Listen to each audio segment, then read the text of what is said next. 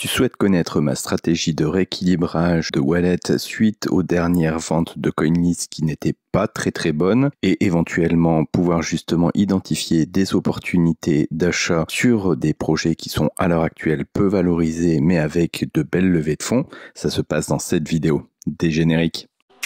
Go, no, go crypto. Oh, oh, oh, Bitcoin, Ethereum. Go, go, go. Go, no, go crypto.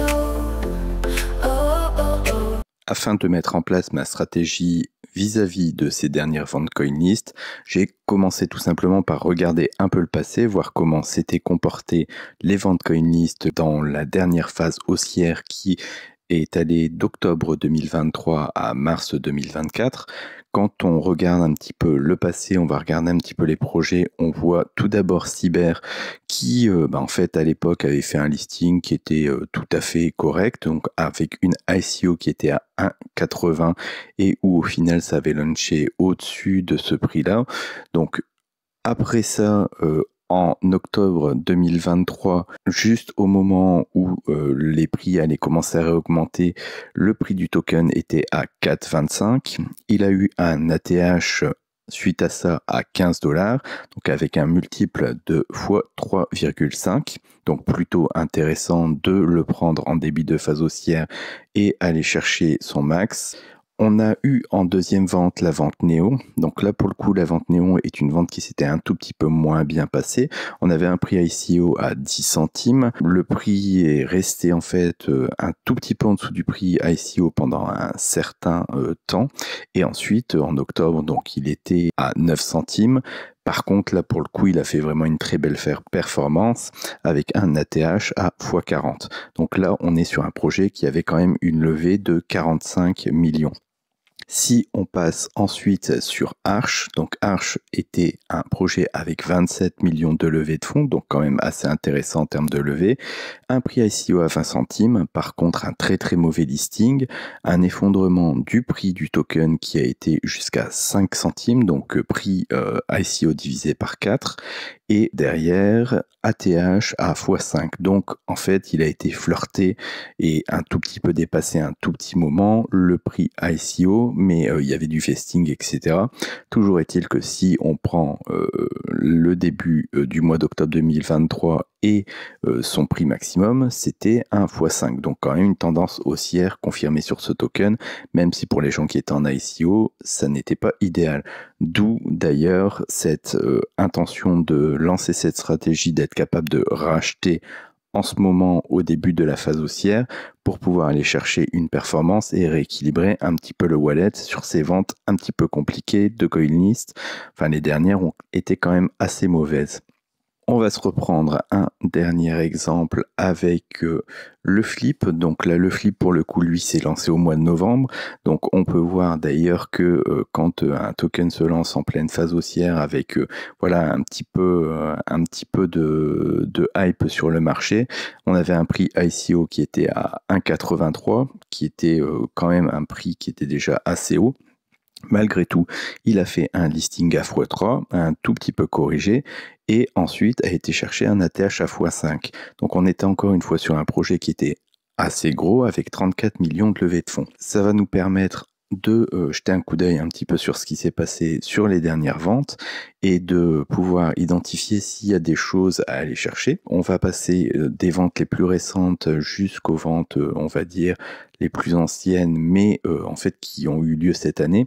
Je vais commencer par Tap Protocol. Donc Tap Protocol, pour le moment, moi j'aurais tendance à dire que c'est plutôt quelque chose dans une stratégie de rééquilibrage, etc., d'aller chercher des opportunités où il n'y a pas grand chose à faire. Pour moi, c'est surtout les personnes qui ont eu la vente CoinList qui là ont intérêt à revendre, à reprendre leurs profits, voire éventuellement un tout petit peu plus tard profiter du vesting.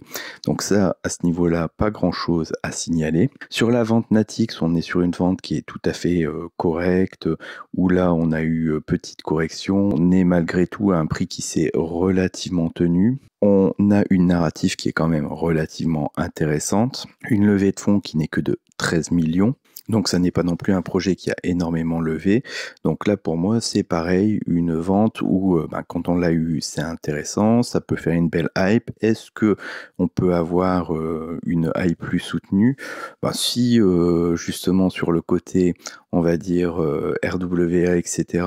il y a un pump, Natix pourrait suivre, mais pour moi voilà, ça ne fait pas partie des tokens qui sont à l'heure actuelle très en discount et très intéressants. Mocha, donc là pour le coup c'est une vente qui s'est très bien passée, où par contre il y a investing qui est 5% par 5% mensuel, donc c'est très très perlé. Je considère que pareil, on est malgré tout avec une belle levée de fonds, mais ça me semble pas forcément être le token où vous pouvez espérer faire des multiples incroyables. On rentre là par contre dans les grandes catastrophes des dernières ventes CoinList avec le TST. Donc là pour le coup on est sur narrative DeFi Bitcoin avec une levée de fonds qui était quand même de 10 millions, mais par contre un token qui s'est complètement effondré. Là on a pris un moins 90% dans la figure. Donc là pour moi typiquement ça fait partie des tokens qui, s'il doit y avoir une hype, peut être intéressant parce que on est à une full diluted value qui est en dessous de la levée de fonds qui a été faite. Donc là s'il doit y avoir quelque chose qui se joue dessus, c'est en plus un token qui a une MC qui est que de 1,4 million, donc très bas. Enfin bref, il y a une belle capacité d'explosion s'il devait y avoir un retour de la narrative Bitcoin et s'ils doivent justement améliorer leur marketing, etc. Donc moi typiquement Teleport DAO, moi je l'avais en vente, donc là je suis obligé de rééquilibrer mon wallet, donc j'en ai racheté. Mais pour quelqu'un qui se dit tiens moi la narrative Bitcoin j'ai bien envie d'y rentrer, ce projet là ça peut être intéressant de mettre une bille dessus. Autre projet sur lequel il peut être intéressant, et là pour le coup on rentre sur des grosses levées de fonds à 29 millions de dollars, donc c'est Mystico, qui pour le coup est sur la narrative ZK, donc qui est plutôt pas mal. Donc il y a eu pareil effondrement, prix divisé par 5 par rapport au prix ICO, et là on se retrouve avec pareil une full diluted value qui est à 31 millions pour 29 millions de levée de fonds, et une capacité selon moi d'explosion qui est réelle. Acheter un bag aujourd'hui, c'est acheter 5 fois moins cher que les ICO, et par rapport à la levée de fonds et par rapport à la full diluted value, vous êtes vraiment aussi par rapport au prix des VC sur des choses qui sont très très basses. Donc s'il devait y avoir une belle narrative ZK, Mystico pourrait faire une belle performance. Ensuite on bascule sur Maza. Donc là Maza qui a déjà pour le coup lui lancé une tendance un petit peu haussière, il a déjà pris une centaine de pourcents, il est très accolé à l'écosystème Tao, donc forcément tout ce qui est intelligence artificielle, etc. Donc sur tout ce qui est subchain, sur BitTensor. Donc là, c'est un token qui prend déjà son envol, qui réellement en termes de tarifs, est-ce qu'il est vraiment intéressant? Je ne sais pas.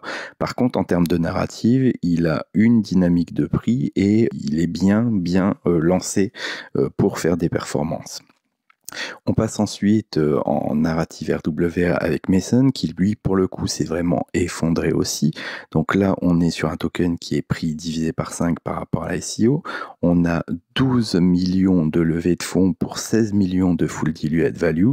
Donc là concrètement vous êtes aussi sur le genre de token qui est assez peu liquide, avec une toute petite MC à 1,2 million et qui pourrait faire des performances très explosives s'il devait y avoir la narrative qui va bien. Concernant Nibiru, donc Nibiru c'est un token qui a eu une très bonne campagne marketing, qui a quand même levé 26 millions de dollars et qui au final a été très fort au marketing de base, mais depuis se casse beaucoup la figure, et j'avoue que j'ai du mal à voir où va être le floor.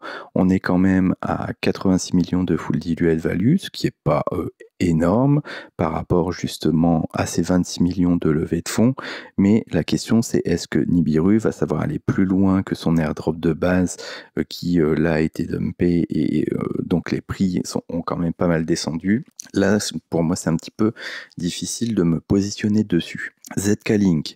Donc ZK Link a une performance qui est assez soutenue. Pour moi, c'est un token qui était attendu, qui pourra faire de la performance, mais là c'est pareil, on est sur 23 millions de levées pour 127 millions de full diluted value. Donc oui, il peut tout à fait exploser énormément, mais est-ce que on est dans un rapport qualité-prix extrêmement intéressant? Là, c'est surtout le projet qui est intéressant que le prix auquel vous l'achetez. Donc Zcaling, très bon projet, mais après, est-ce qu'il va offrir des performances incroyables? Là, ça sera plus des questions de narrative. On passe ensuite sur SKD, donc anciennement Subsquid, qui s'est rebrandé. Pareil, on est sur un prix qui a été divisé par 3, donc avec une levée de fonds qui était de 10 millions, full diluted value de 42 millions. Donc là, ça fait partie des ventes sur lesquelles moi j'ai pris un petit peu cher et donc sur lesquelles j'ai eu un rééquilibrage. Donc j'ai racheté des tokens là pour pouvoir justement être en capacité, si le token vient faire un x5, un x10, de pouvoir me rembourser moi ce que j'avais mis sur CoinList et pouvoir vivre avec mon vesting de manière beaucoup plus sereine. En tout dernier, on a BitsCrunch, donc BitsCrunch qui est pour le coup un cas un petit peu particulier parce que lui avait été lancé au moment où ça pumpait fort, donc il avait pris quand même un x10 au listing, donc remboursement direct de l'ICO, etc. Et là, concrètement, les gens dumpent leur token. On est arrivé à un prix qui là est divisé par 2, donc avec une narrative qui est un petit peu compliquée dans le sens où on est entre l'IA et le NFT, avec quand même une blockchain derrière. Enfin, le projet est pas inintéressant, avec une full diluted value à 27 millions pour 10 millions de levée de fonds. Ça peut être, si vous êtes intéressé par les NFT et ce qui tourne autour, quelque chose qui n'est pas inintéressant. Bref, c'est pour moi un token qui pourrait, si les NFT se remettent à se relancer un peu, avoir son petit moment. Passons ensuite sur les tokens un petit peu plus vieux de CoinList, où pour moi justement il y a eu des levées de fonds intéressantes, des difficultés sur les projets et par contre derrière peut-être possibilité de faire de beaux multiples lors de phases haussières, surtout en période de bull run. Donc on va commencer par anciennement Yumi, donc UXChain, qui avait quand même levé 38 millions de dollars et qui à l'heure actuelle est sur une full diluted value de 13 millions. Donc là, clairement, que ce soit les gens en ICO, que ce soit les VC, tout le monde est en forte perte, avec malgré tout un projet qui continue à être actif sur Twitter, qui continue à développer. Bref, un projet qui, lors d'une réelle phase haussière, s'il joue correctement son marketing, pourrait très clairement aller chercher des capitalisations beaucoup plus hautes, validées tout à fait par leur levée de fonds. Dans le même type de cas, on a Credo qui s'est donc renommé Open Custody, donc Open qui lui avait levé 55 millions de dollars et qui est à une full diluted value qui est aux alentours de 14 millions, donc même thématique, même enfin on va dire un petit peu on est sur le même rapport qualité-prix, c'est-à-dire voilà, des projets qui ont un petit peu gadouillé, mais qui ont énormément d'argent pour pouvoir faire du marketing et développer. Et là, à l'heure actuelle, avec son prix, s'il devait y avoir une revalorisation du projet, ça pourrait donner des multiples très intéressants. On a ensuite Pestec, donc Pestec qui lui, là justement, est tourné vers Bitcoin et fait du restacking sur Bitcoin, donc propose quelque chose de nouveau, quelque chose de plutôt intéressant, est un projet qui avait quand même 20 millions de dollars de levée de fonds, full diluted value à 24 millions, et donc une narrative là toute neuve. Donc ça, plutôt intéressant à mon sens à moi. Arkway, donc lui qui a bien mangé, bien redescendu en prix. Là, on est à un prix qui est divisé par 8 par rapport au prix ICO, quand même une levée de 24 millions. Il bosse beaucoup sur le marketing pour essayer de fédérer une communauté autour de cette blockchain. Ça fait partie, moi aussi, des choses sur lesquelles, là j'ai eu en fait un double rééquilibrage. Premier rééquilibrage, la première fois qu'il avait fort baissé en prix, où il avait remonté, où j'avais gratté un petit peu justement pour récupérer ce que j'avais mis sur l'ICO. Et là, très clairement, je vais essayer de rejouer la même chose en achetant le token. Je vais vous parler ensuite de Swarm. Donc Swarm, lui, pour le coup, il a déjà pris un plus 100% par rapport à son plus bas. Projet qui est très intéressant, où on est sur du web décentralisé. Mais là, vraiment, hébergement web décentralisé. Donc ça, c'est un assez vieux projet que moi, j'ai un projet de cœur. En tout cas, j'aime beaucoup ce qu'il propose. Il n'y a pas eu encore vraiment de narrative sur ce sujet-là. Mais voilà, à l'heure actuelle, avec 22 millions de levées de fonds, ils ont quand même buildé pas mal de choses. Si on fait un retour vers la tech et qu'on se remet à valoriser des projets qui essayent de construire du dur, on va dire ça comme ça, c'est un projet qui est intéressant. Donc à surveiller si justement il va rechercher un petit peu son floor et avant de se relancer, mais en tout cas lui il est déjà parti. Autre token qui est déjà parti, c'est Stader, donc Stader SD, donc qui a fait un petit peu le même type de trajectoire que Swarm, avec un gros pump de plus 100%, et qui là est en train, on va dire, de légèrement corriger, mais très très peu. Et autre projet, donc très grosse levée de fonds, dont je vous parle quand même, c'est Nuts, qui avait levé plus de 30 millions auprès de Polychain, etc., qui lui pareil était descendu très bas en MC, on était descendu en dessous de 4 millions, et a eu un pump de plus 100%, donc pareil, le token Nuts, vous pouvez très bien voir s'il fait son petit pullback, et dans tous les cas, il est en dynamique très intéressante pour se relancer. Projet suivant, Clover. Donc Clover qui lui a eu 60 millions de levée de fonds, donc vraiment énorme, qui à l'heure actuelle n'est plus valorisé en full diluted value qu'à 30 millions, donc c'est vraiment très très bas. On est sur, pareil, on est dans le même esprit que Huckchain, Open Custody, deux projets qui ont eu du mal à avancer, mais qui ont énormément de fonds et capacité de build. Et le tout dernier, donc c'est Agoric. Agoric qui a eu pour le coup, lui, 89 millions de levée de fonds. Donc on est vraiment sur une L1. Donc là, pour rappel, Agoric, c'est L1 JavaScript. Donc normalement, une accessibilité très facile pour les développeurs. Et eux, là, sont très bas en prix. Le token a réagi sur le floor et je pourrais assez facilement le voir reprendre un prix assez intéressant. Donc, voyez, moi, je vous explique un petit peu. Moi, sur les tokens où j'ai pris vraiment très cher, donc où les prix ont vraiment fortement baissé, j'ai racheté de quoi, en fait, si le token refait derrière un X5, de venir rembourser mon allocation pour pouvoir profiter de mon vesting et avoir l'esprit libre par rapport au fait que les ventes CoinList là n'ont pas été très bonnes, enfin sur les dernières ventes elles n'ont pas été très bonnes, et vous, ça vous a permis de voir un petit peu ce qu'il y avait eu comme levée de fonds, les full diluted value que vous avez en face, et de voir justement s'il y a peut-être des tokens où le rapport levé prix technologie derrière peut être quelque chose d'intéressant. Si vous avez apprécié cette vidéo, je vous rappelle que je vous invite à vous abonner à la chaîne, liker, clocher, commenter, et aussi faire un petit tour sur notre Telegram pour pouvoir discuter un peu avec la commu, ou me retrouver aussi sur Twitter. Sur ce, comme c'est devenu l'habitude, je vous laisse un petit clip musical pour charrier un petit peu CoinList qui nous a quand même un petit peu malmené durant ces derniers mois. Au revoir.